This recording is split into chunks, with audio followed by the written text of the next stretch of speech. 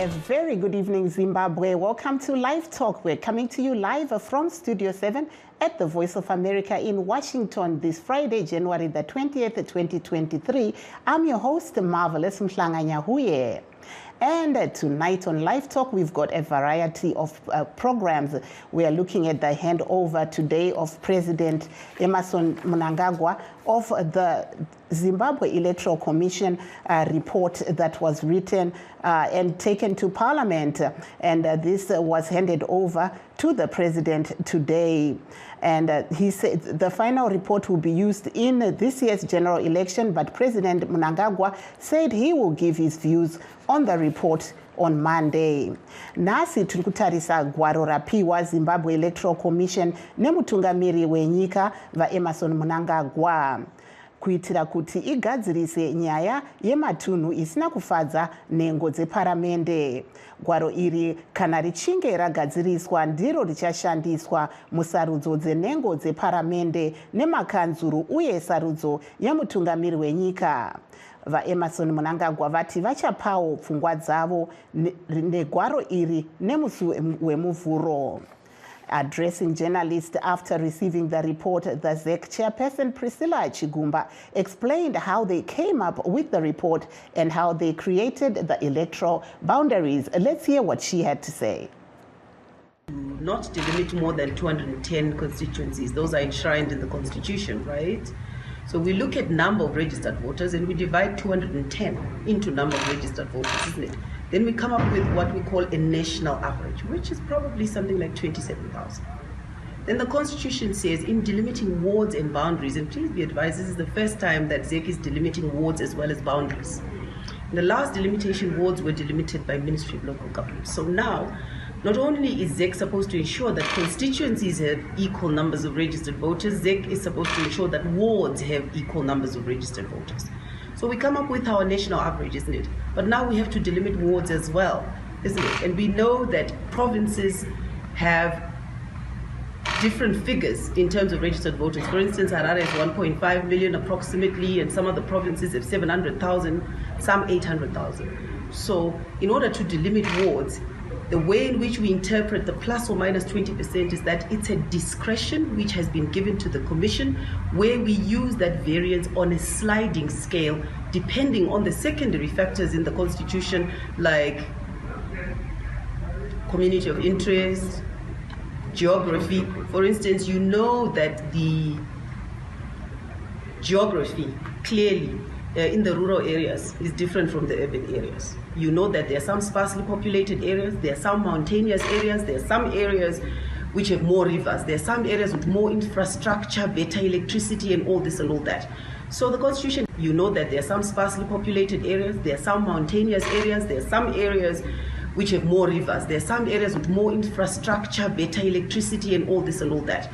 So the Constitution gives us the 20% variance to then take into account to say this is a province which has less people and more mountains, or this is a province which doesn't have infrastructure. To what extent do we then use the 20% to take infrastructure in this province? So the 20% variance, there is no miscalculation or anything that went wrong. This is not our first delimitation. We were part of the delimitation in 2007, and the technical experts who advised the commission that did delimitation then were also part of the technical experts that we used in this delimitation. So we had institutional memory. So just to correct you, nothing went wrong. Absolutely nothing went wrong. We used our discretion in the manner that we were supposed to use it in terms of the Constitution. And if there was a misinterpretation of what discretion meant, that is what we are going to correct. Apo tanga tiri kunzwa Amai Chigumba vachitaura naRutendo Mawere weStudio 7. Meanwhile, in the courts, the 26 CCC activists, including a lawmaker and 2 lawmakers and a minor, accused of participating in a gathering with an intent to promote public violence in Budiriro last Saturday, were at the magistrates' court again in Harare today. Their lawyer, Wubet Mandinde, explained what happened in the courts today.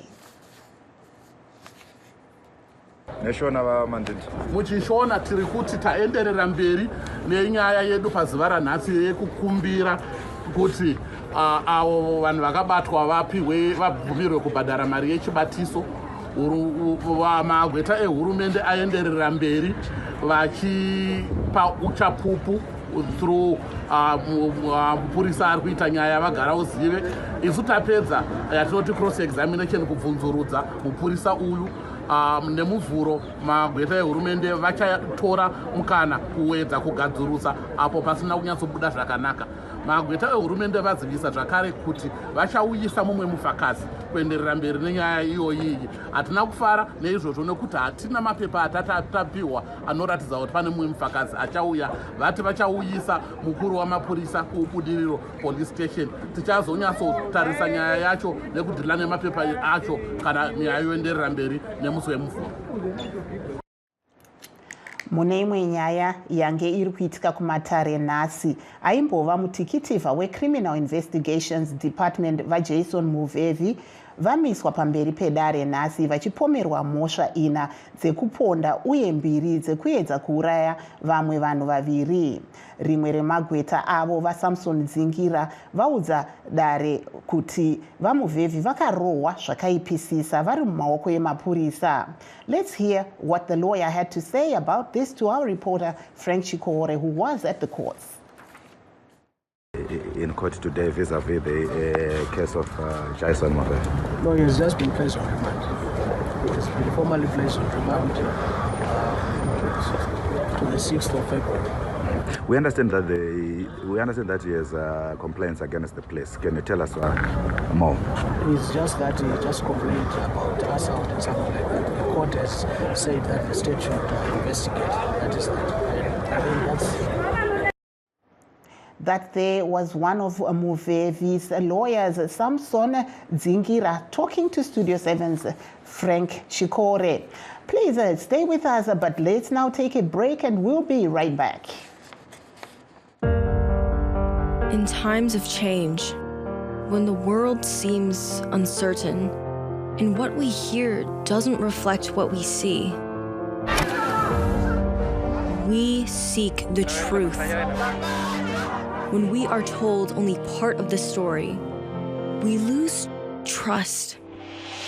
In moments of crisis, our dreams, hopes, and wishes for a better tomorrow depend on a free press.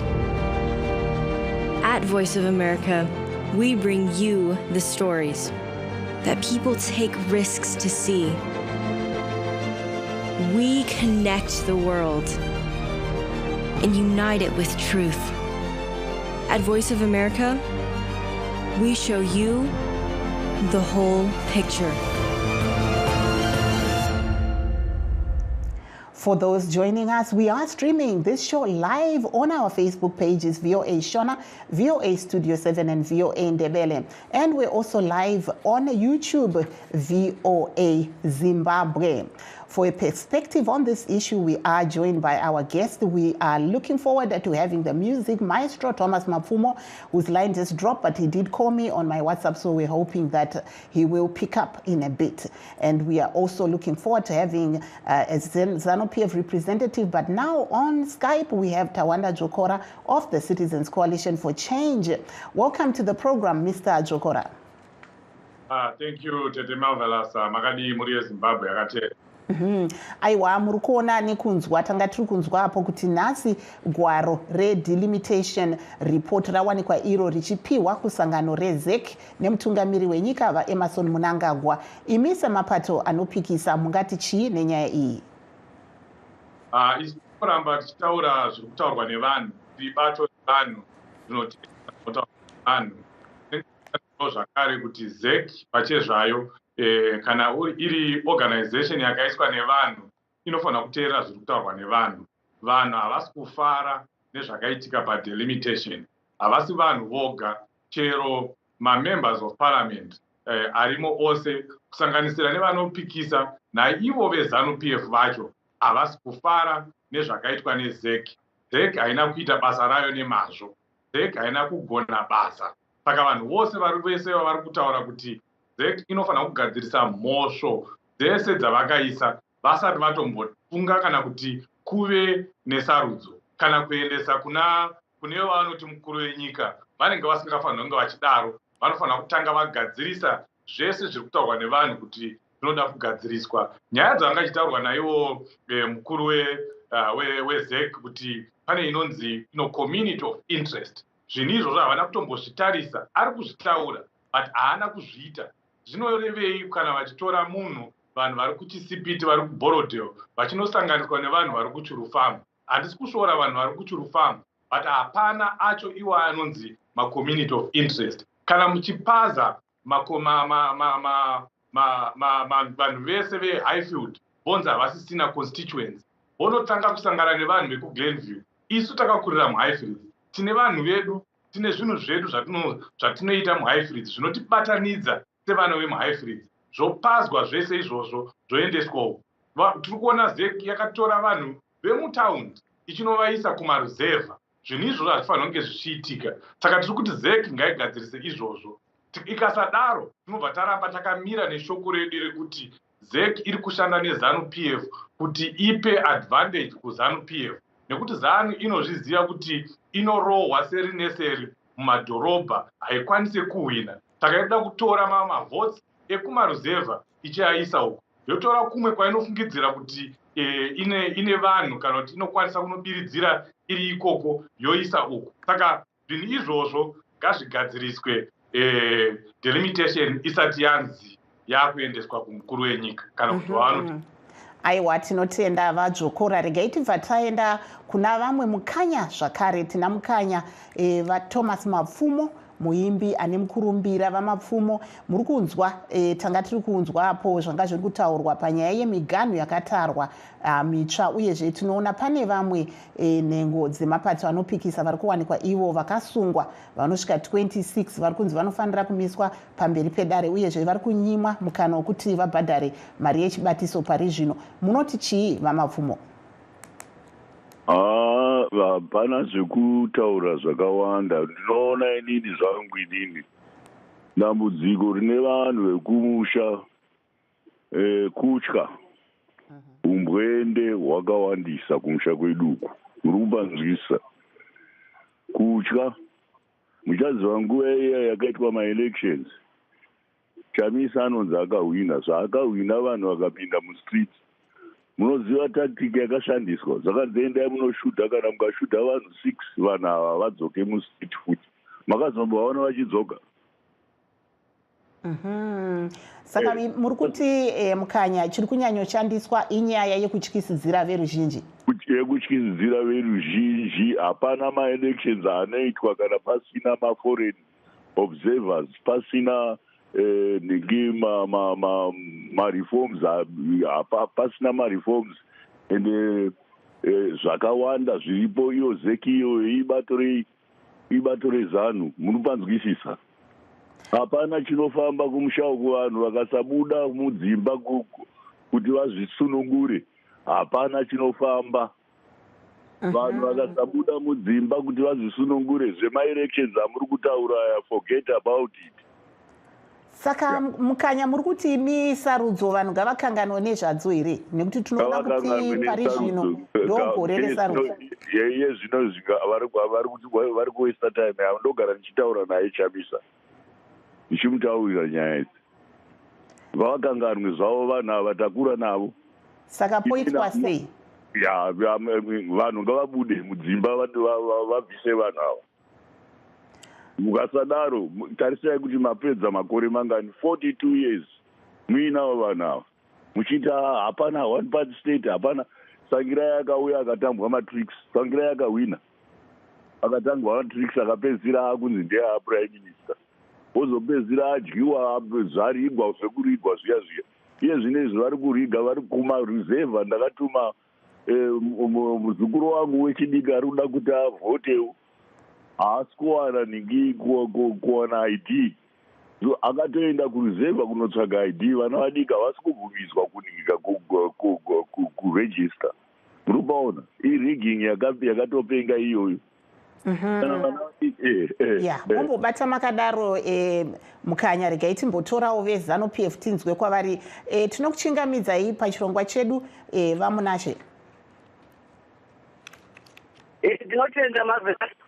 Ehe, muri kunzwa nhasi tanga tiri kutaura isu pamusoro pegwaro redelimitation report rawanikwa iro richipiwa kuZEC nemutungamiri wenyika vaEmmerson Mnangagwa. Tiri kunzwa apo tina Mukanya Thomas Mapfumo uyezve tina Vatawana Dzvokora veCCC vari kuti ivo aiwa zviri kuitwa munyika pari zvino hazvina kunyatsomira zvakanaka, takanyanyotarisa gwaro irori reZEC. Imi munoti chii makamirirawo bato renyu reZANU-PF?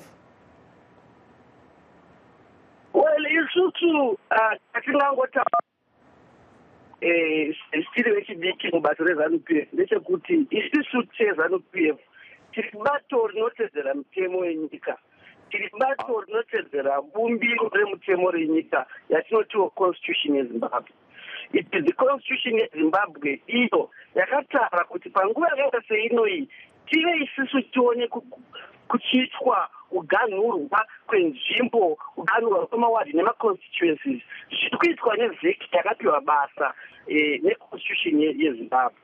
Saka isusu sebato zvatingangotaura ndezvekuti takasiyira vakapiwa basa rekuti vaite ende taona kuti vakati vapedza kuita zvavakaita vakabva pamukuru wenyika ripoti yavo. Mukuru wenyika naye vakatedzerawo bumbiro romutemo akapawo parliament yacho pachayo yatarisa yakaisayo zvayakaisa ndobva yadzoserawo zvakapiwa. Nhasi taona mukuru weZEC achipiwawo ripoti iyoyo kubva kune mukuru wenyika. Isusu edu tinongoti mabasa kuitwa eZEC ngaaramba achienda mberi, asi zvekuzonzira tiri kunzwa zvekutaurwa nevamwe ava vanonzwa samukanya nevamwe vari kutaura vakamirira CCC zvinonge zvinotoshamisa isusu, nekuti tiri kunzwa kuti vanoti ZANU-PF ine chekuita nezviri kuitika ipapo. Ndinoda kuti ndivayachidze kuti kuganhurwa kwenzvimbo, kuganhurwa kwemawadhi akuchinji vhoti yapresident. Pane zvino kunyange wakabviswa neidogara kubulawayo vamututsa regai timbopa Mukanya Thomas Mapfumo vambowanikwa vari kuti vada kupindura. Tinzwe kuti vari kuti chitaurai, tinzwe Mukanya. Vanondipindura sekuti ndatedza kutaura kutaura. Aiwa, regai tinzwe. Pedzai zvenyu.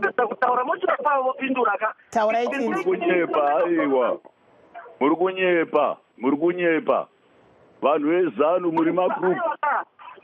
Muri kunyepa vanhu vezanu muri magrupu, imini muri magrupu ibvai yaparara nenzira yeyi. Imi maparadza nyika. Ibvai maparadza nyika. Vanhu vezanu vai mupawa. Mukanya regai. Hapana chauri kutaura. Uri kunyepa. Vamapfumo reimba batai makadaro. Uri kunyepa. Aiwa, uri kunyepa. Ai, uri kunyepa. Nyika haina mutungamiri yezvinezvi, nyika haina mutungamiri. Hatimi nechikogogobo, ibvai ipapo. Aiwa, ibvai. Mukanya. Kuti Zimbabwe inake, ibvai mupawa. Zimbabwe inonaka kana ZANU yaenda. Zimbabwe inonaka kana ZANU yaenda. Ibvai mupawa. Zimbabwe inonaka. Mukanya, regai taurai tinzwe. Vamunashe. Aiwa. Ibvai mupawa. Vamunashe Mututsa batai makadaro tinzwe. Taurai tinzwe. Vamukanya mumbo vapo. Aiwa, taurai tinzwe. Vamunashe Mututsa veZANU-PF, dzikisai henyu izwi munyatsotaura tinzwe mupedzese tozoti vamapfumo vapindire. But what I interject and taura ka? Ataurai henyu chiendererai mberi mongoti gaga mati. Aiwa, tiri kutukana, taurai mapoints enyu tienderere mberi, taurai tinzwe. Those are such inini delimitation is the process iri kuendera mberi. Hapana painochinja vhoti which matters a lot yapresident. Nango ndakabviswa kucheta constituency pandiri ndakaiswa kumakokova hazvichinji vhoti yangu kuti ndichavhotera ani wandiri kuda kuti aite president.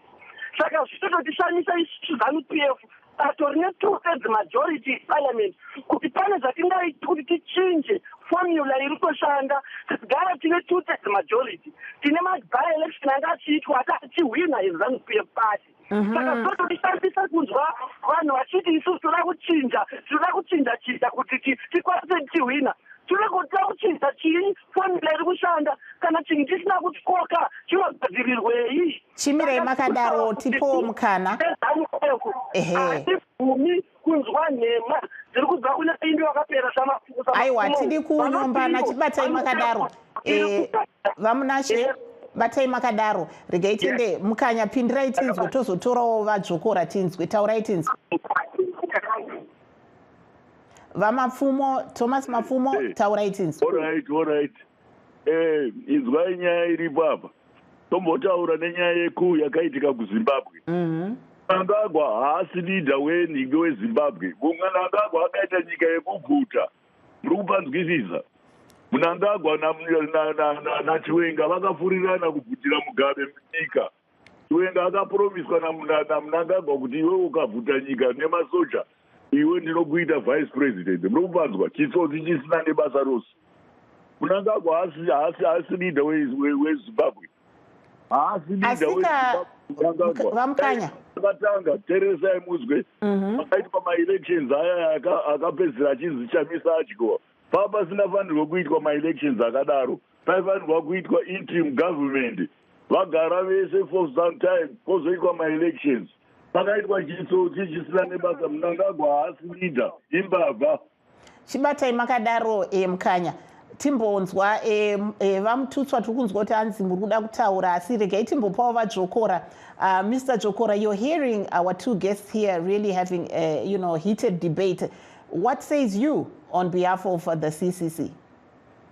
I did respect that the young ZANU-PF person here he's shouting at Mr. Mapfumo here, a legend in Zimbabwe.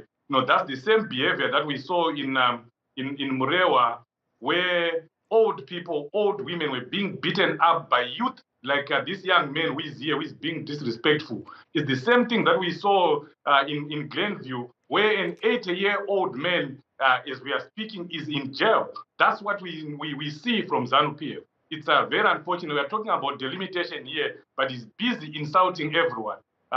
Vana veZimbabwe vari kuzvinzwa vakateerera kuti ndiyo izani yacho iyoyi ndo utungamiri hwacho iwoyo ende zvinotangira kumusoro kuna vaMnangagwa nekuti vanenge vachiti Chamisa ngaaurayiwe, Triple C ngaibviswe. VaChiwenga vanenge vachitaura the same thing chekuti vaChamisa vanofanirwa kuurayiwa. Nyaya yaari kutaura yekuti vaMnangagwa vanogona kungohwina chero ripoti yakakanganiswa hazvisiri izvo. What is wrong is wrong. What is wrong in the report need to be fixed. It doesn't matter whether it affects the presidential election or not. We want the delimitation report to be fixed, and that the people have spoken, the members of parliament have spoken. Everyone in Zimbabwe is speaking against the delimitation report. It needs to be fixed before it can be adopted. It's as simple as that. Thank you. I understand that our maestro, musician Thomas Mapfumo is itching to respond to Mr. Munashe Mututsa of ZANU-PF. Go ahead, Vamapfumo tauraitis. Nyaya iripo yazvatataura izvozvo ziya vana ava havabude havabve mupower. Vanhu vakasabuda mustreet kuenda mustreet kunobvisa vanhu ava. Vanhu ava havanzwisise, havasi vanhu vevanhu. Pati yavo iri full of matsotsi, havasi kudevelopa nyika, hapana chavari kuita, vari kungoba kubira nyika, hapana chimwe chiri kumboitika. Harare inoita fanika in old western town 42 years vari mupower. Chii chavaita? Vakutaura kuti ZANU-PF ngaiende, ZANU-PF ngaenda, Zimbabwe inonaka. Yeah. Thank you there, Regaitiende. Let's go back to Mr. Munashe Mututsa of ZANU-PF. You're hearing what the maestro musician Thomas Mapfumo is saying. What do you say? Okay, thank you so much, Marvelous. It's unfortunate that obviously the whole platform is skewed against ZANU-PF. Not really. You actually have a voice. We are giving you a platform also to speak. Yes. So Go ahead. let me just be clear here. Just to comment on what the colleague from the CCC raised in terms of being disrespectful on the platform. I think he may be aware that when I started talking, Mama Puma started disturbing and heckling when I was talking about. When someone does that, and guys, I think we need to respect the platform itself, Studio 7, which shall engage in a practical manner so that we can have a way forward. Yes, so maybe if you can just give me your points, because unfortunately, go ahead. We only have a few minutes. Coming back to the issue, what we can say is we never said that we have made any comment for or against anything that's happened. It's very funny that there is a misconception that ZANU-PF is fighting the delimitation report, and ZANU-PF is for the delimitation report, whether skewed or not, whatever the outcome. But what we know that there's a parliament that was elected by all people of Zimbabwe.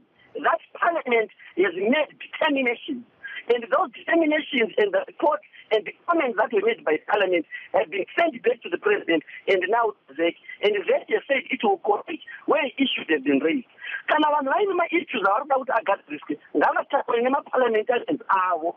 Problem atina ndekuti mamaparliamentarians atinoziva vanobva kuna CCC vasoro vakakotsera muparliament. They don't raise issues. Asika ipapo vamunashe Mututsa pane vanhu vanonzi. Hello? Just hold on. You can't be interjecting. No, but you need to round up because we only have a few minutes left. Can you round it up? You need to fix my slogan. You cannot disrespect this manner, Marvin. Yes, I'm saying that. Can you round it up? Yes, but don't invite us to tick the boxes with Zantes and guys poker. If you want to do that, no. We are giving each of you a chance to speak because here we need to balance our story. So go ahead. Yes, don't interject. We have two people that are carry on. And equally, you should give me more time.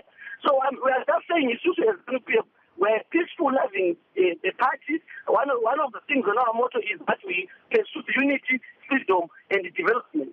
And what we want is to see peace in the country. What we want to see is a country where people come together to develop their country. President Wenyika voted on 2018. Yeah, on that note, I think, you know what, Mr. Mnashe? You will not choose who is the next president. Okay, please, thank you so much. Let's give someone else a chance because time is not on our side.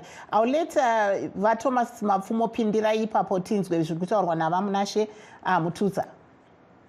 Isusu hapana chavari kutaura vamunasha vari kutaura vachirerera bato ravo riri kudzvinyirira vanhu muZimbabwe.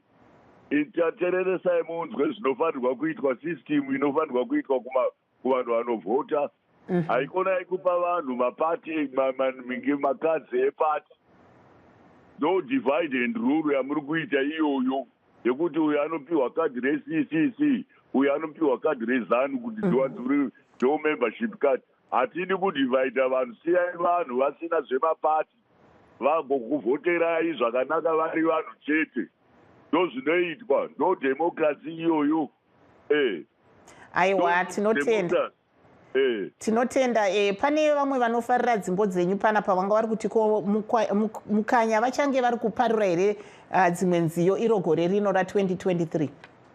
Titori nayo album, tine 3 maalbum achichaburisa imwe mwedzi obuda manje. Uyezve tinoona kuti Gwenyambira mbuya Stella Chiweshe vashaya nhasi mukatiwo mazwi enyaradzo. Komana zvakaoma, komana ndine urombo zvikuru. Neurombo zvikuru tasiwa nevi.